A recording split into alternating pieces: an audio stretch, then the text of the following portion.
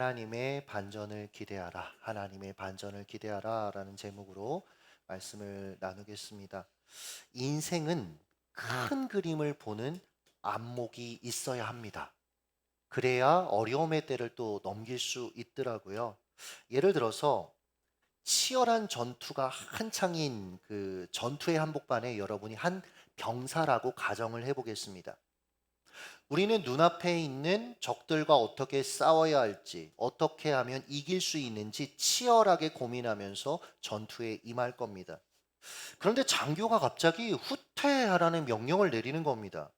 이해가 되지 않아요. 지금까지 이 전투를 위해 내가 준비한 시간과 노력이 다 허사가 되는 기분입니다.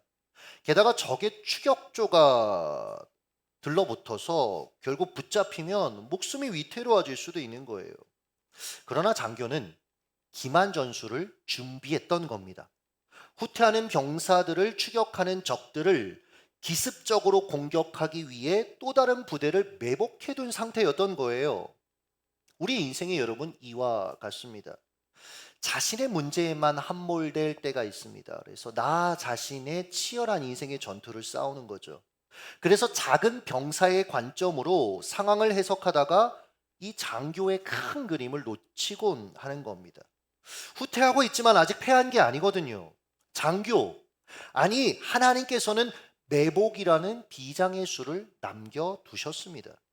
그래서 위기의 순간 혹은 마음이 불편한 시즌에는 자꾸 자기 생각과 관점을 곱씹지 말고 하나님의 관점으로 상황을 보려고 계속해서 시도해야 합니다. 그것 중에 하나가 기도하는 삶이고 말씀을 듣는 삶이고, 에스더와 모르드게가 이것을 경험했습니다. 에스더서 5장은 에스더가 왕비의 예복을 입고 왕궁 안뜰에 서 있는 장면으로 시작됩니다.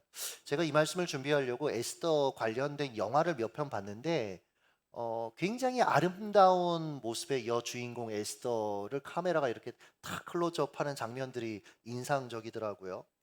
아하수에로 왕은 이 아름다운 에스더를 발견하자마자 그녀가 사랑스러워 견딜 수 없어 했습니다. 그래서 그녀를 어전으로 들어오게 허락했을 뿐만 아니라 그녀가 원하는 소원이라면 무엇이든지 다 들어주겠다라고 이야기했어요. 표면적으로 왕이 에스더의 미모에 반해서 이렇게 행동한 것이지만 우리는 여러분 알고 있습니다. 그녀는 아하수에로의 어전에 들어가기 전에 하나님의 어전, 즉 기도실에 들어갔었습니다. 그녀는 메이크업 아티스트를 부르는 대신 기도실에 들어가서 금식했었어요. 그녀는 아하수에로의 어전으로 돌진해서 도와달라고 애원하기보다는 자신을 낮추고 하나님의 어전에 먼저 들어갔었습니다. 즉 에스더는 자기 미모를 의지하지 않았습니다. 오직 하나님께 자신과 민족의 운명을 맡겼다라는 것이죠. 그렇게 사흘이 지난 겁니다. 사흘이. 그 사이 그녀는 물 한 모금 입에 대지 않았습니다. 두려움에 잠을 계속해서 설쳤을 것이에요. 배고픔에 위가 쓰렸을 것입니다. 눈은 정말 많은 눈물로 인해 퉁퉁 부어 있었을 것이에요. 무엇이 아름다웠겠습니까? 그런데 왕은 이 약속 없이 나타난 에스더를 보자마자 사랑스러워 견딜 수 없는 어떤 충동을 느꼈다라고 성경은 이야기합니다. 그녀의 미모에 압도당했어요. 그러나 에스더는 그 순간 알고 있었을 것입니다. 왕의 이런 격한 반응은 그녀의 미모가 아니라 하나님이 왕의 마음을 움직여 주셨기 때문이라는 것을. 여러분, 우리도 이렇게 살아가야 합니다. 인생에 대안이 없으십니까? 상황이 절망적이십니까? 해결책이 여러분 없다라고 느껴지십니까? 그렇다면 지금이 그 어느 때보다도 더 하나님 앞에 무릎 꿇고 긍휼을 호소할 시점이다라는 거예요. 여러분에게 아하수르와 같은 어려운 인물들이 버티고 서 있습니까? 그렇다면 여러분 아하수르의 마음을 어떻게 바꿀까 궁리하지 마시고 먼저 오늘 우리가 불렀던 찬양처럼 조용히 너 예수께 조용히 나아가 그곳에서 여러분의 마음을 쏟아내며 기도하시기를 예수님의 이름으로 축복합니다. 에스더는 하나님의 어전에서 시간을 보냈기 때문에 아하수에로의 어전에도 들어갈 수 있었던 겁니다. 자, 왕이 소원을 묻자 에스더는 왕에게 하만과 함께 자신이 마련한 저녁 식사 자리에 와달라라는 요청을 합니다. 뭐 왕은 흔쾌히 기뻐하면서 왜 나라의 절반이라도 준다고 그랬는데 식사 자리에서 맛있는 거 먹으라 하니까 기분 더 좋죠. 그래서 가겠다라고 합니다. 하만에게도 이야기합니다. 자, 하만이 이 소식을 들었어요. 왕비가 왕과 자신만 따로 불러서 특별한 연회를 마련한다고 한다. 그래, 얼마나 기분이 좋았겠습니까? 기대를 안고 아마 잔치에 참석했을 것입니다. 왕과 단둘이. 그것도 왕비가 마련한 음식을 대접받으면서 마치 자신이 특별한 인물이 되었다라는 어떤 느낌도 받았을 것입니다. 식사 이후 집으로 이제 돌아가요, 하만이. 아마 목이 한껏 힘을 주고, 제가 예전에 그 총신대학교에서 이렇게 주차 아르바이트를 했었거든요. 그 주차 게이트에서 손님들 오시면 이렇게 인사하고, 항상 이사회가 열릴 때 이렇게 이제 검은색 차를 탄 목사님들이 쫙쫙쫙 오세요. 이제 인사를 이렇게 하면 이렇게 창문을 여실 때 이렇게 목이 이렇게 약간 이렇게 올라가 있더라고요. 이렇게. 그러니까 목이 거의 부러질 것 같이. 아마 그런 거만한 모습으로 아마 기고만장하게 행동했을 것입니다. 그가 집에 돌아가는 내내 사람들은 그를 보면 깍듯이 인사했을 것이고, 그때마다 참 기분이 너무너무 좋아서 그냥 기분 좋게 고개를 까딱까딱거렸을 거예요.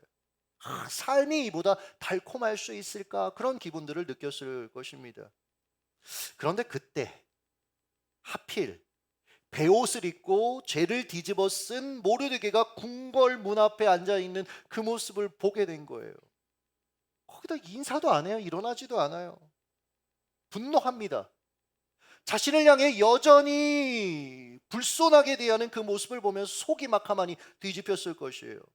좋았던 기분은 온데간데 없고 심기가 언짢아졌을 겁니다.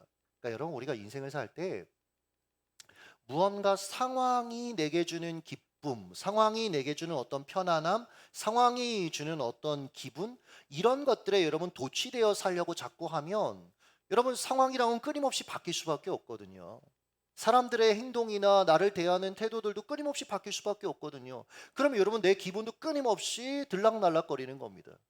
그게 아니라 여러분, 하나님 앞에서 사는 게 중요하죠. 그래서 하나님 앞에 중심을 지키는 게 그래서 중요한 거죠. 좋았던 기분을 다 잃어버린 이 하만, 집으로 돌아가자마자 자신의 불쾌한 감정을 아내와 친구들, 지인들에게 다 쏟아냅니다. 그러니까 여러분, 예수 안 믿는 사람들도, 악한 사람들도 이렇게 목장 모임 하는 거예요. 나눔하는 거예요. 어제 사모님들이 나눔했다고 하더라고요. 근데 그 나눔이 너무 좋았나 봐요. 이제 북스터디를 사모님들도 그 책을 가지고 우리 예수님처럼 친구가 되어주라 가지고 시작을 했는데, 어제 아내가 제가 한 지금 오늘까지 해서 3일째 계속 아픈데 그래도 본인은 나가야 되겠대요. 저녁 9시까지 다 해놓을 테니까 나가야 된대요. 그래서 나가라고 이제 했더니 꽤 늦게 들어왔는데 너무 좋았나 봐요, 사모님들이. 이게 어제 화요일 날 모임을 했으면 다음 주쯤에 해야 되잖아요. 근데 혜지 사모님이 이제 출산을 해야 되는 거죠. 이번 주에 나올 수도 있는 거죠. 그러니까 혜지 사모님이 토요일 날 하자고, 이번 주 토요일 날. 한 번 더 하고 가야 되겠다고. 네. 남편들 신나게 욕한 것 같긴 하던데 그 나눔이 너무너무 행복한 거죠. 그러니까 너무너무 좋은 거죠. 여러분, 우리에게 이런 나눔들이 필요한 것 같아요. 삶을 나눌 수 있는 진실한 친구들이 필요한 것 같아요. 근데 여러분, 험담하고 악하게 하고 누군가를 죽이려는 이런 하만류의 이런 여러분 나눔은 우리가 지양해야 되겠죠. 그가 지인들에게 자신의 불편함을 얘기하자 이 지인들이요, 굉장히 간단하고 잔인한 처방을 내립니다. 아파트 7층 높이의 교수대를 세우고 모르드게를 거기 매달아 버려라. 당시 페르시아의 교수대는 밧줄 대신 꼬챙이를 사용해서 사람을 매달았다고 그래요. 그러니까 여러분, 얼마나 끔찍한 고통을 그 사람이 호소했겠습니까? 저 이 모습 보면서 그런 생각이 들었어요. 이 사람 하만 제국의 2인자 아닙니까? 그리고 그 주변에 있는 사람들 정도 되면 나름대로 사회 지도층이었을 거란 말이에요. 근데 마치 사춘기 애들처럼 지금 행동하고 있습니다. 저희 어릴 때 한창 사회적인 문제가 됐던 게, 횡단보도를 이렇게 걸어갈 때 서로 마주치잖아요. 청소년들이 교복 입고 가다가. 그러면 자기를 쳐다봤다고, 속된 말로 눈을 안 깔았다고, 그 자리에서 막 구타하고 이런 일들이 되게 비일비재했습니다. 정말 많았어요. 그러니까 저희 때 이런 얘기를 학교에서 많이 들었던 것 같아요. 눈 안 깔아? 이런 얘기들. 그럼 이렇게 눈을 깔게 되는 이런 일들. 유치하죠. 굉장히 잔인하고요. 근데 여러분, 제국의 2인자가 그리고 지도층들이 딱 이 수준으로 행동하고 있는 거예요. 인간이 아무리 교양으로 자신을 무장하고 인격적인 훈련을 해도요, 인간이 악해지잖아요. 그리고 굉장히 자기애가 넘치게 되잖아요. 그럼 딱 중이자처럼, 중이들 죄송해요. 중이가 그런 건 아니야. 그냥 이거는 어떤 관용적인 그냥 표현일 뿐이에요. 그러니까 굉장히 유치한, 그래요. 유치한 그런 행동을 하게 될 수밖에 없다라는 거죠. 우리도요, 여러분. 목회자인 저도 그럴 수 있고 여러분도 그럴 수 있고, 나를 너무 바라보기 시작하고 나를 너무 아끼기 시작하면 나도 모르게 그렇게 행동할 수 있게 된다라는 거죠. 그런데 여러분, 이게 하만만의 모습일까? 제가 이런 생각을 해봤어요. 우리도 여러분 자존심 내세울 때 한번 보세요. 굉장히 유치해집니다. 굉장히 잔인해집니다. 그러므로 이 땅에서 우리가 내세울 건 자존심이 아니라 주존심밖에 없음을 기억하셨으면 좋겠습니다. 자존심이 꿈틀거릴 때 여러분 봉인해저 시켜주지 마세요. 그때마다 선포하십시오. 나의 나된 것은 다 하나님의 은혜입니다. 할렐루야. 하만은 물론 이렇게 하지 않았습니다. 그러나 하나님을 모르는 자입니다. 그는 자신에게 허리를 숙이지 않는 자가 어떻게 되는지 모두에게 본보기를 보여주고 싶어 했습니다. 하만은 즉시, 이 사람 마음이 얼마나 급하고 실행력이, 좋은 말로 하면 얼마나 좋은지, 즉시 계획을 실행에 옮겼어요. 다 준비해 놓습니다. 죽일 준비들을 다 해놔요. 이제 왕의 결재만 남았습니다. 그런데 비슷한 시간, 그날 저녁, 왕이 잠을 이룰 수 없어서 이리저리 뒤척거리다가 시종을 불러서 왕궁 일기를 읽게 합니다.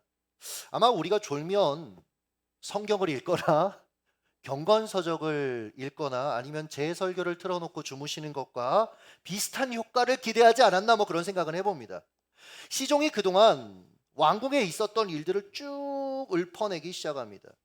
그런데 모르드게에 관련된 대목에서 왕의 기가 번쩍 뛰어요. 이렇게 적혀 있었죠. 모르드게가 왕을 암살하려고 했던 음모를 보고함으로써 왕의 목숨을 구했다. 왕은 급히 신하들을 불러서 모르드게에게 어떤 상을 내렸는지 묻습니다. 아무 조치가 없었다고 답이 돌아왔어요. 왕이 이 사실에 굉장히 큰 충격을 받습니다. 왜냐하면 전에도 말씀드렸죠. 페르시아에서 왕족들은 왕의 생명과 직결된 어떤 행동들을 하면 정말 과할이 많지 포상했다고요. 근데 자기가 그렇게 하지 못한 거잖아요. 그래서 이 왕이요, 그날 밤에 모르드게에게 지금이라도 무언가를 해주고 싶은 그런 충동을 느낍니다. 그리고 이 일을 기획할 사람이 옆에 있었으면 좋겠다라는 마음을 품었던 것 같아요. 그런데 때마침 저는 이 5장 6장을 읽으면서 너무너무 재밌더라고요. 지난밤에 모르드게를 교수대에 달아 죽이기 위해 모든 준비를 마친 하만이 왕의 허락을 구하기 위해 왕후 처소 앞에서 새벽부터 대기하고 있었거든요. 왕이 그를 부릅니다. 왕과 하만 둘 다 같은 자리에서 다 모르드게를 지금 생각하고 있는 거예요. 하나는, 한 사람은 모르드게를 어떻게 높여줄까, 어떤 보상을 해줄까 생각을 했고요. 하나는 모르드게를 어떻게 죽일까 생각하고 있어요. 왕이 하만에게 묻습니다. 6절 같이 한번 읽습니다. 시작. 왕이 존귀하게 하기를 원하는 사람에게 어떻게 하여야 하겠느냐? 여러분, 자기애가 충만했던 이 하만이 착각하죠. 아, 왕이 나를 높이려고 하는구나. 나한테 뭔가 좋은 것들을 해주려고 하는구나 착각합니다. 그는 주저함 없이, 이게 다 여러분 그러니까 속셈이 있는 상태에서 얘기한 거죠. 왕이 입는 왕복과 왕의 말, 왕의 왕관을 그 사람에게 씌우고 시가 행진을 시켜주면 어떻겠냐라는 제안을 해요. 이걸 본보기로 이렇게 보여주면, 아, 왕한테 충성하면 저렇게 대접받을 수 있겠구나, 학습 효과를 기대할 수 있습니다 라는 말과 함께요. 아하수에로는 하만의 기획이 탁월하다라고 생각합니다. 그래서 10절 같이 한번 읽습니다. 시작. 너는 내 말대로 속히 왕복과 말을 가져다가 대궐 문에 앉은 유다 사람 모르드게에게 행하되 물은 내가 말한 것에서 조금도 빠짐이 없이 하라. 여러분, 왕의 입으로부터 그 주인공이 모르드게야라는 말이 떨어졌을 때 하만의 기분이 어땠겠습니까? 저는 이 순간을 하나님의 탁월한 전략 혹은 하나님의 반전이라고 부르고 싶더라고요. 하만은 모르드게를 교수대에 매달려고 했으나 하나님은 오히려 모르드게를 왕의 말에 오르게 하신 것이죠. 하만은 모르드게를 교수대에 매달아서 사람들의 조롱을 듣게 만들려고 했으나 하나님은 오히려 시가 행진 주인공이 되게 하셔서 사람들의 환호성을 듣게 합니다.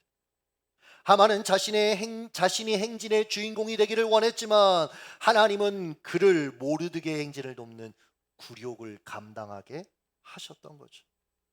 이런 반전을 당시 여러분 누가 상상이나 했겠습니까? 하만이 할 수 있었을까요? 모르드게가 할 수 있었을까요? 에스더가 할 수 있었을까요? 오직 하나님만 하실 수 있는 영역이었다라는 거죠. 생각해보면 하나님은 이 일을 위해 세세한 부분까지 계획하고 간섭하셨습니다. 잠 못 이루는 왕, 왕궁의 일기 낭독, 왕을 만나러 그 새벽에 온 하만. 에베소서 1장 11절의 고백이 제가 읽으면서 절로 나오더라고요. 하나님은 모든 일을 그의 뜻의 결정대로 일하시는 이이십니다. 할렐루야. 하나님은 자신의 뜻대로 모든 걸 움직이세요. 사람이 어떻게 여러분 결정하고 어떻게 시도하든 하나님은 자신의 뜻을 이루시는 분이십니다. 하나님은요, 세상에서 가장 세속적인 나라에서, 그렇죠? 쾌락주의자인 그 왕의 악한 그 마음 속에서도 400만 명의 유대인에게 사형 선고를 내린 이 하만과 왕 두 사람의 상호작용 속에 이 놀라운 일들을 이루어내셨다라는 거죠. 위대한 반전의 하나님, 이분이 저와 여러분의 하나님이심을 기억하시길 예수님의 이름으로 축복합니다. 말씀을 맺도록 하겠습니다. 하나님은요, 위대한 반전을 이루시는 분이에요. 하나님의 별명은 반전의 하나님입니다, 여러분들. 이것은 모르드게와 에스더만 겪은 일이 아님을 여러분 이 밤에 기억하셨으면 좋겠습니다. 지금도 하나님의 반전은 일어나요. 제 개인적인 것들을 좀 나누려고 하다가 좀 역사적인 인물을 얘기하고 싶다 싶어가지고 찾다가 한 청년 이야기를 좀 들려드리겠습니다. 이 청년은 사회주의가 득세하던 시기에 태어났습니다. 그는 9살 때부터 작가가 되고 싶어 했는데요, 제가 이거 보면서 갑자기 하미가 생각나더라고요. 어떤 애는 9살 때부터 작가가 되고 싶어 하는데 피카츄에 빠져 있다니. 이 아이가 외숙모의 서재에서 톨스토이, 도스토옙스키 이런 사람들의 러시아의 문호들의 작품을 정말 많이 탐독했답니다. 그는 외숙모를 통해 러시아 정교회, 그러니까 복음을 접했지만 성인기에 들 때쯤에 마르크스와 레닌의 사상에 결국 빠지게 되고 그들의 책들을 탐독하게 됩니다. 그러던 중에 이제 세계대전이 발발하는 거죠. 그가 1945년 2월 9일 첩자와 연루됐다라는 거. 왜냐면 이 사람은 사실 굉장히 공산주의에 더 가까운 사람이었거든요. 근데 첩자와 연루됐다는 억울한 누명을 쓰고 결국 체포당하게 됩니다. 8년간 여러 감옥을 전전했는데 그 안에서 이제 그리스도인 지식인들을 계속 만나요. 그들과 대화하면서 어렸을 때 외숙모를 통해서 가졌던 그 신앙이 다시금 이렇게 자라기 시작합니다. 그러다가 1952년 1월 사타구니에 악성 종양이 생겨요. 이게 제거하는 수술을 받고 회복하던 중에 그래도 의사가 이렇게 와서 방문해서 그 회복을 돕잖아요. 진료를 하잖아요. 한 유대인 의사가 그런데 들어온 거예요. 진료를 받게 됩니다. 의사가 진료하면서 자신은 유대교에서 기독교로 개종한 사람이라고 소개하면서 자신의 그 신앙의 스토리를 쭉 전해주었고, 이 일을 계기로 이 청년이 확실한 신앙의 믿음을 갖게 됐다라고 해요. 나중에 밝혀진 바에 의하면 이 의사는 다음날 첩자로 의심을 받고 맞아 죽었대요. 그러니까 하루만 더 빨리 이 사람이 이 첩자로 잡혔다면 아마 이 의사를 그 병상에서 이 청년을 만나지 못했을 겁니다. 즉 하나님께서 이 청년을 부르시기 위해 다양한 상황들과 사람들을 그렇게 사용하신 것입니다. 이 청년이 누군지 아십니까? 알렉산드르 솔제니친입니다. 어떤 사람들은요, 이 솔제니친의 탁월한 그 작품들이 동유럽 사회주의 붕괴의 주된 이유 중에 하나다라고 이야기할 정도로 그의 영향력은 여러분 굉장히 강력했습니다. 보세요. 하나님은 무신론을 기반으로 세워진 그 깊은 감옥에서 한 사람이 하나님의 사람으로 헌신하여 전 세계에 영향력을 끼치는 인물로 세우셨다라는 거죠. 누가 이런 반전을 여러분 상상이나 했겠습니까? 하지만 여전히 또 다른 반전이 남아있다라고 저는 다시 한번 여러분에게도 말씀드리고 싶습니다. 바로 저와 여러분에게 찾아올 하나님의 반전은 여전합니다. 그러니 여러분, 의심과 두려움의 소리에 귀를 기울이지 마십시오. 시련에 움츠려들지 마십시오. 하나님은 지금도 일하고 계십니다. 하나님의 반전을 기대하십시오.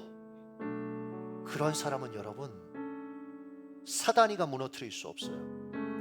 제가 아까 이쪽에서 기도하면서 그런 기도를 했습니다. 여러분, 한 사람 한 사람은 하나님의 놀라운 가능성입니다. 여러분 한 사람이 가정 안에서 어떻게 서고, 직장 안에서 어떻게 서고, 여러분 한 사람이 교회 안에 어떻게 서고, 여러분 한 사람이 맡겨진 삶의 자리에서 어떻게 서느냐에 따라서 거기가 하나님 나라가 될 수도 있고 거기가 여러분 지옥이 될 수도 있더라고요. 여러분은 그만큼 너무나 소중한 사람들입니다. 그러니 상황에 꺾이지 마십시오. 하나님은 여러분과 함께 하십니다. 하나님의 반전은 계속해서 진행되고 있습니다. 결국 드러날 것입니다.